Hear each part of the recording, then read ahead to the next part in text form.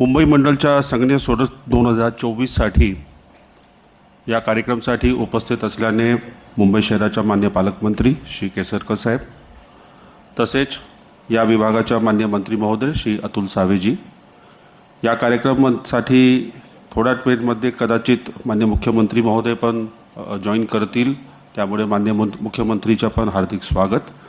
आपल्या विभागाच्या मान्य अपर मुख्य सचिव श्रीमती वल्सा नायर मॅडम, माझा सर्व सहकारी आणि आज ह्या कार्यक्रमासाठी उपस्थित असल्याने सर्व अधिकारी वर्ग, पत्रकार बंधू आणि भगिनी, आज खरं मुंबईसाठी एक अतिशय महत्त्वाचा दिवस आहे, कारण की गेल्या 1 वर्षामध्ये सर आपण हे दुसऱ्यांदा लॉटरी आपण करतोय। गेल्या वर्षी आपल्याला आठवत असेल सर, आपल्या शुभ हस्ते ऑगस्ट महिन्याच्या सुमारेस आपण साधारणपणे 4000 घराची लॉटरी आपण केला होता, ज्यासाठी साधारणपणे आपल्याला 1,20,000 अर्ज प्राप्त झाला होता। आणि मला आपल्याला सांगायला आनंद होते की ह्या वर्षी 2030 सदनिकासाठी सुमारे 1,40,000 अर्ज प्राप्त झाला आणि 1,13,000च्या वर लोकांनी ह्याच्या EMD भरलेला आहे, ज्यांच्या सदनिका किंवा ज्याच्या शोधत प्रक्रिया आज आपण आपला सर्व मान्यवरच्या शुभ हस्ते करणार आहोत। दुसरा विशेष म्हणजे सर, आपला विभागाचे अपर मुख्य सचिव आणि मान्य मुख्यमंत्री, उपमुख्यमंत्री, आपला मंत्री महोदय म्हणून या सर्वच्या मार्गदर्शनाखाली अतिशय आनंद होते आम्हाला सांगायला की यंदाच्या लॉटरी पूर्वीसारखीच परत आपण जे आपला नवा कार्यप्रणाली आहे IHLMS 2.0 त्याच्या माध्यमातून आपण करतो आहे। आणि विशेष म्हणजे या पूर्ण प्रक्रियामध्ये ॲप्लिकेशन डाउनलोड करण्यापासून ते अर्ज करणे आणि अर्जपासून ते शेवटी त्यांना लेटर ऑफ अलॉटमेंट देणे, हे पूर्ण प्रक्रिया जी आहे सर ते फेसलेस करण्यात आलेली आहे। कोणाला प्रत्यक्ष माडा कार्यालयामध्ये प्रत्यक्ष येण्याची गरज नाही आहे। आणि विशेष म्हणजे आता आपण रजिस्ट्रारसोबत पण ह्याच्या टायअप केलेलं असल्यामुळे रजिस्ट्रेशनच्या प्रक्रिया पण जे आहे सर ते ऑनलाईन पद्धतीने रजिस्ट्रेशनद्वारे करण्यात येईल। हे एक विशेष उपलब्धी या लॉटरीच्या माध्यमातून आपण करीत आहोत सर। तिसरा सर, एक महत्त्वाचा निर्णय आपण यंदाच्या लॉटरीसाठी आपण घेतला होता सर, की जे आपल्याला एक सुमारे 370 सदनिका होती, जे आपल्याला 33/7 आणि विशेष करून 33/5 मध्ये आपल्याला भेटला होता, त्याच्या दर संदर्भामध्ये काही निवेदन आपल्याकडे प्राप्त झाला होता, ज्यामध्ये लोकांची मागणी होती की ह्याचा दर कमी करण्यात यावे आणि आपला आदेशप्रमाणे ह्याचा दर कमी करण्यात आला आणि साधारणपणाने EWS साठी 25%, LIG साठी 20%, MIG साठी 15% आणि HIG साठी 10% दर आपण पहिल्यांदा कमी केलेला असल्यामुळे एवढं मोठ्या प्रमाणात मध्ये आपल्याला हे सर्व अर्ज प्राप्त झालेला आहे। सो दुसरा एक आणखी महत्त्वाचा गोष्ट जे आपला